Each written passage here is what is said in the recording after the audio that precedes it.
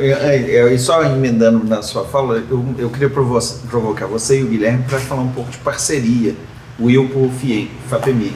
Assim como o secretário falar um pouco dessa parceria, Federação das Indústrias, secretaria no caso do... Ainda bem que você pediu para ele falar. Eu queria só fazer rápidos comentários sobre essas questões. O Olavo tinha tocado sobre a questão do diferimento, né, do incentivo, e isso está corrigido no código, viu? Porque o problema da lei de inovação, que foi uma lei, acho que é a primeira iniciativa em termos de legislação específica para inovação no Brasil. Demorou demais para ser gerado e quando saiu tinha alguns problemas, como por exemplo, dar o incentivo através de imposto de renda. Quantas empresas no Brasil pagam imposto de renda? Só aquelas que não precisam do incentivo, tá certo? Aí, e outra coisa, quando é para o incentivo através do incentivo fiscal, tinha que ser apurado o lucro no ano e executado naquele ano. Isso é uma coisa impossível de ser feita. Então essa é uma questão que já está corrigida na lei de inovação, que foi toda reescrita dentro do código. Passou para o diferimento? No diferimento não, mas passou para estender o prazo para você fazer o...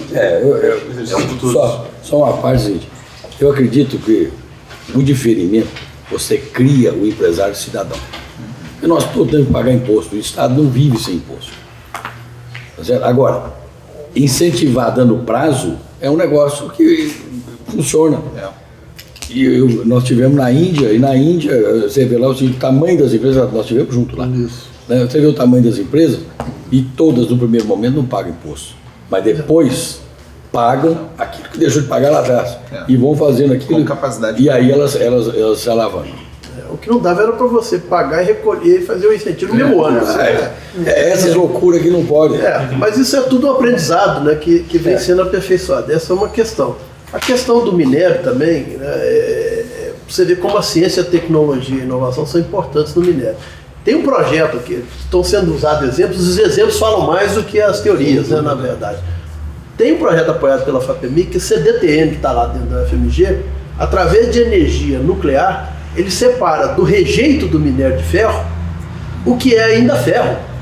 E isso vai fazer com que, né, a reserva que já se considerava rejeito, passa a ser minério para ser vendido de novo. Além de resolver o problema ambiental, porque você diminui a quantidade de rejeito. E ao fazer isso, descobriram que em várias minas, né, que tem aqui no estado, parte de quando você separa isso, parte vira uma espécie de areia, uma sílica que dá para fazer lajotas, que você pode então ter uma outra oportunidade de negócio dentro disso. Agora, o minério é o nosso grande, mas precisamos usar a ciência, a tecnologia e a inovação. Os Estados Unidos, eles descobriram agora que ter mandado a manufatura para a China e para os outros lugares foi um mau negócio, eles estão buscando de volta. Estão buscando de volta. É lógico que o conhecimento é o mais importante de tudo, porque igual você falou, os meninos venderam faz outra. Mas na verdade tem um limite nisso daí, porque senão você fica com um número muito reduzido de oportunidades para a geração de riqueza, empregos e coisas. Então os Estados Unidos estão buscando as manufaturas de volta. Certo? Então é uma questão também importante aqui. E quando eu falei também de formar mestres e doutores, mas eu tinha falado também na educação básica. O recurso humano que nós precisamos qualificado é desde o menino que sabe ler.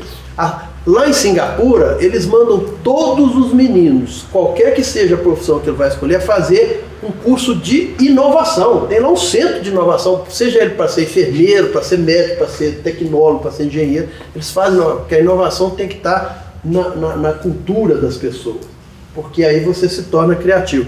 Então nós estamos valorizando muito a formação do técnico, que precisa ser valorizado no Brasil, porque no passado, o que acontecia? O Olavo deve lembrar disso. A turma fazia curso técnico de eletricidade e, como era mal remunerado, ficava tentando passar no vestibular, fazer engenharia elétrica para ver se era empregado da CEMIG, ou então abrir uma fábrica igual a lá e ficar rico depois, né? Então, mas por quê? Quando é que é o depois? O técnico era mal remunerado, mas agora está recuperando. Ontem o secretário inaugurou lá em dois municípios de Minas Gerais a escola profissionalizante, o Brasil profissionalizante, que o Estado está encampando. Então essa questão está sendo também equacionado. Então eu acho que essa é algumas observações que eu queria colocar. Agora, do ponto de vista de parceria, considerando que Minas Gerais tem os recursos humanos em abundância, porque nós temos 14 universidades públicas, sendo 12 federais, e se você pegar essas 12 federais, vários rankings que aparecem, né, no Brasil, dessas 12 aí, se você fizer um ranking de 20, elas todas aparecem, 30 todas aparecem, com certeza. Mas se você fizer de 10, metade estão as mineiras aí com a UFMG capitaneando. E aí, uma da demonstração dessa capacidade é que se você for nos estudos do INPI, você mencionou o INPI, o INPI faz o estudo dos maiores depositantes de patentes a cada 3 anos. O estudo anterior a esse último, que saiu ano passado, ele tinha o FMG em 10º lugar como o maior depositante de patentes, né, titularidade de patentes. E a FAPEMIG não aparecia. O último que saiu ano passado, nós tomamos o 10º lugar da UFMG, tá certo? A FAPEMIG é a 10ª titular ou co-titular de patentes do INPI no último levantamento, mas empurramos a UFMG para 5º lugar, né, com o apoio que a gente dá a esse CTIT que a UFMG tem lá e que está disseminado para todo o estado. São hoje 17 NITs, Núcleos de Inovação Tecnológica. Bom, especificamente na sua questão, um dos filões que nós achamos importante trabalhar e investir para que a gente faça a inovação foi a relação com as empresas na questão das parcerias. E nós adotamos 2 princípios muito importantes. Além de oferecer o potencial acadêmico que o Estado tem, que é diferente, nenhum Estado tem 10 federais, né? Só Minas Gerais, nós fizemos baseando em 2 princípios. Primeiro, vamos fazer o investimento conjunto, 1 para 1. E a Embraco foi uma das primeiras que teve lá conosco, a Whirlpool, né? Era o primeiro que nós assinamos de 10 milhões, né? 5 milhões para cada lado. Mas já estamos aí no terceira versão 3.0, né? Que a gente está trabalhando. E a outra, agilidade, porque a empresa também quer agilidade. Não dá para você trabalhar, por exemplo, com os padrões hoje que a FINEP exige de documentação e de parceria, que demora 1 ano e meio para te dar uma resposta e depois, dada a resposta, mais 1 ano para assinar um contrato, né, e mais toda aquela burocracia. Nós reduzimos a burocracia ao mínimo que a lei, para não ferir a lei. Né? E estamos mudando a lei para que essa agilidade ainda seja maior. Mas aqui nós já fizemos simplificações. Então, nós temos hoje parceria com a Fiat, com a Vale do Rio Doce, com a CTIT, que é de Campinas, atraímos uma empresa de software que vai para a Viçosa. Né? Ericsson montou os 2 centros de pesquisa dela, um lá em Santa Rita, que é o nosso polo de eletroeletrônico, uma lá em Santa Rita, no Inatel, e a outra aqui em Belo Horizonte. Não, aí, Guilherme, esquece que o Mário Neto está aqui do outro lado da mesa, né? Já que nós pode falar o que não funcionou, Guilherme, o que não funcionou? O que frustrou a Whirlpool e poderia frustrar outras empresas essa parceria com a... O que frustrou, eu não diria que frustrou, e é importante colocar um ponto que a tua fala, assim, a palavra é parceria. O que a gente está buscando com Minas Gerais não é uma interação, não é terceirizar uma atividade de pesquisa, mas é uma parceria, isso nesse longo prazo. Então, a gente começou trabalhando com Minas Gerais numa base quase que empresarial.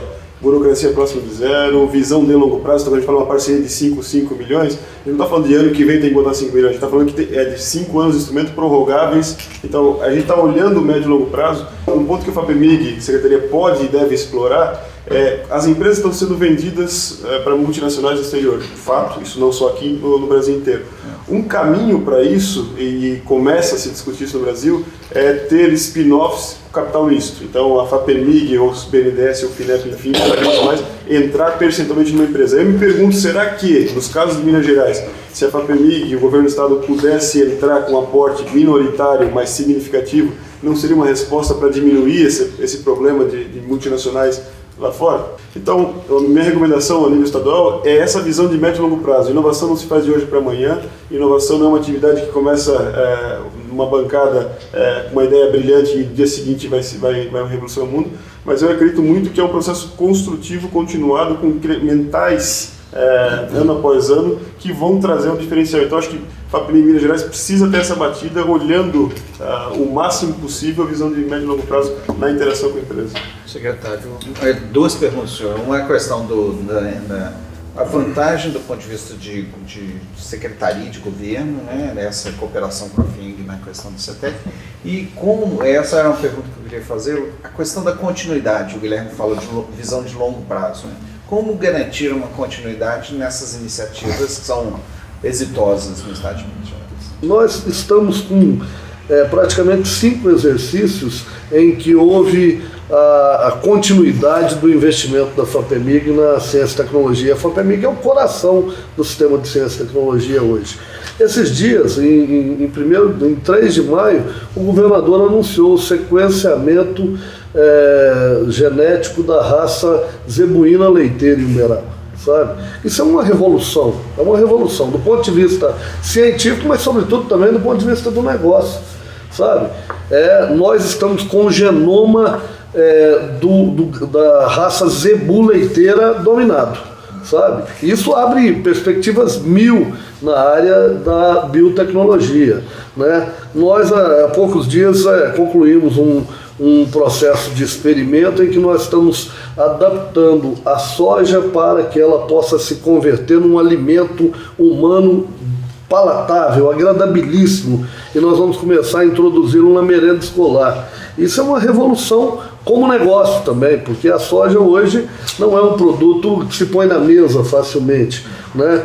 E há pouco tempo eu estive no Inatel em Santa Rita de Sapucaí e encontrei uma cadeira de roda que é movida pelo piscar dos olhos e desenvolvida por uma tecnologia nossa. Então eu cito esses 3 exemplos para dizer do que nós já colhemos em 5 anos de perenidade, sabe, de ação efetiva. Então é preciso apostar nesse processo como um processo de médio e longo prazo, mas que precisa ter perseverança, né? E aí é preciso que você realmente constitua as alianças estratégicas para que o Estado seja indutor e não o dono do processo, seja coordenador do processo. Eu digo muito que ainda tenho a visão como parlamentar de que o Estado brasileiro, onde ele não atrapalhar, ele já ajuda muito. E aí a parceria com a iniciativa nos propicia a oportunidade de avançar na velocidade. Então acho que esses aspectos, eu citei 3 exemplos de colheita, como ontem o mocap. Esse mocap apresentado ontem pela Axis era para ser parcerizado com o governo federal. Nós tínhamos a promessa de 5 milhões do governo federal, que eu espero que um dia ainda saia. Só que o mocap só saiu porque a FAPEMIG bancou todos os 7 milhões e 200, e nós estamos diante da oportunidade de construir uma indústria uma indústria aeronáutica, porque nós acreditamos que era possível fazer, apostamos num talento, e isso é puramente ciência e tecnologia, desenvolvimento científico e inovação, né? Esse é um aspecto que é muito importante, é olhar para a iniciativa privada com a crença de que ela pode fazer o que você não tem condição de fazer. E é o que vem acontecendo em Minas, os avanços na diversificação, principalmente na qualificação, que eu acho que é a coisa mais importante, sabe, Carlos? É a qualificação da economia, é buscar realmente qualidade nas opções que nós estamos escolhendo para uma Minas Gerais que possa muito mais do que pode hoje, e que possa substituir essas angústias que se colocaram na mesa aqui de forma extremamente procedente, né?